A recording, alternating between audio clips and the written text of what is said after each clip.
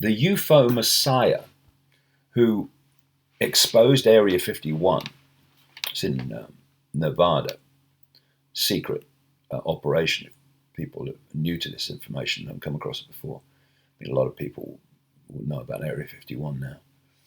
Bob Lazar says he's still being monitored by authorities 30 years after he went on TV and said he'd worked with alien spacecraft in a secret US government project. I read Bob Lazar's material a long time ago, like he says, 30 years. And he was revealing that the US military in its secret bases, top secret, beyond top secret bases, like Area 51 in Nevada, not a million miles from Las Vegas, had flying saucers, what people call flying saucers, UFOs, back-engineered, reverse-engineered, as they call it, from craft, non-human craft that had been found or had crashed. And he's saying in this article that 30 years later, the government is still tracking him. This is the article. The outrageous claim made from a shadowy figure who appeared on Las Vegas television, his face completely obscured, on an unassuming Friday in May of 1989. There were 9 flying saucers out in the desert near Area 51, he said. Flying discs being tested and flown and analyzed secretly by the US government. It's why I've said in the books over the years, not every UFO that appears to be phenomenal beyond human technology is actually beyond human technology. A lot of these UFOs that people see are actually flown by humans. They just don't want us to know they have that technology. And it would appear that the technology has come from this reverse engineering, at least in part. Anyway, he said flying discs were being tested and flown and analyzed secretly by the US government.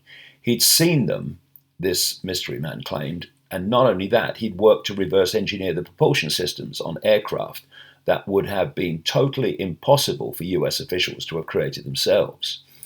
The propulsion system is a gravity propulsion system, the man, going by the pseudonym then of Dennis, told journalists in the studio. The power source is an antimatter reactor. This technology does not exist at all. In fact, one of the reasons I'm coming forward with this information, it's not only a crime against the American people, it's a crime against the scientific community, which I've been a part of for some time, who are actively trying to duplicate these systems, yet that they are in existence now, basically, in the hands of the government. And the government has gone to great lengths to keep him from talking, the scientist claimed. He'd been warned that he'd be prosecuted for espionage. Even his life and that of his wife had been threatened, he claimed. Anything could happen. I don't know, said the man, sounding resigned. I haven't the slightest idea. It wouldn't be long before Dennis was unmasked as Bob Lazar, an infamous name that continues to cause controversy and ripples in ufology communities around the world to this day. Type Bob Lazar into Google and almost every site, blog or thread mentioning him. His niche, a playground for alien enthusiasts and conspiracy theorists. There's not a lot about him in the mainstream media, particularly 30 years later. But in November 1989, when he appeared again on television, this time unobscured, Lazar's Coke bottle glasses and deadpan bookish appearance became recognizable globally.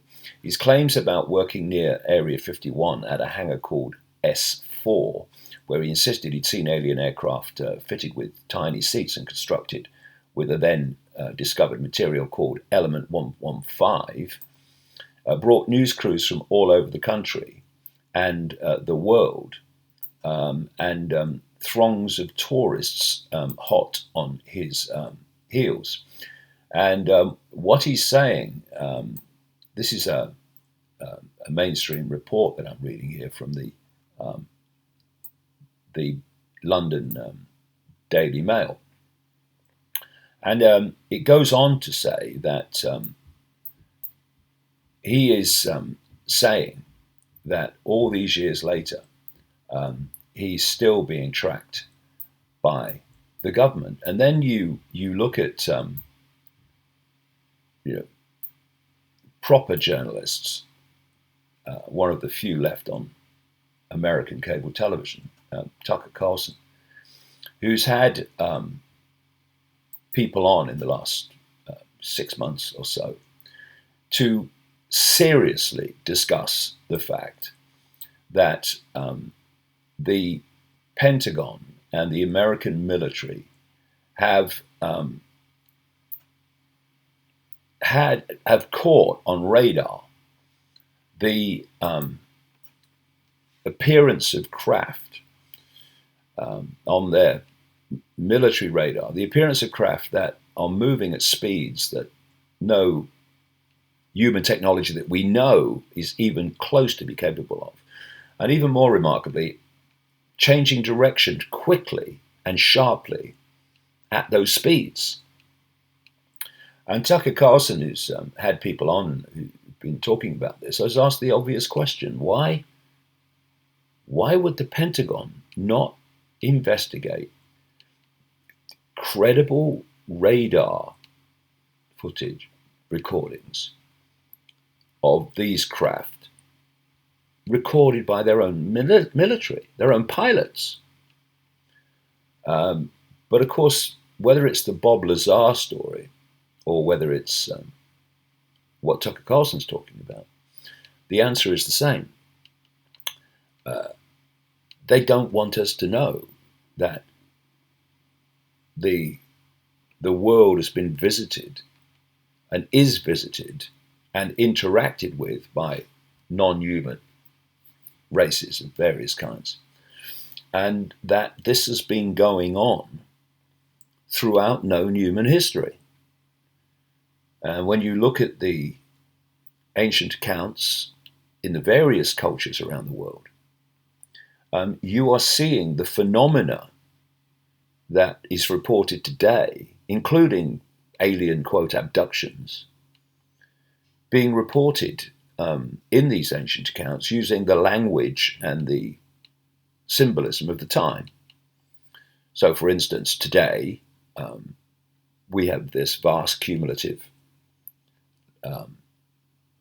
information now, and these vast cumulative number of people who've talked about being taken up into the sky in spacecraft, UFOs, flying saucers, and in ancient accounts they talk about, and religious accounts too, they talk about people being taken up into the sky by the gods or by God, depending on their belief system, in fiery chariots, which was their cultural way of describing it. So there is an enormous story to be told. I do in the books about the manipulation of human society by a non-human force. And Bob Lazar is one of those people that has been talking about it for a long time, 30 years, from his own personal experience.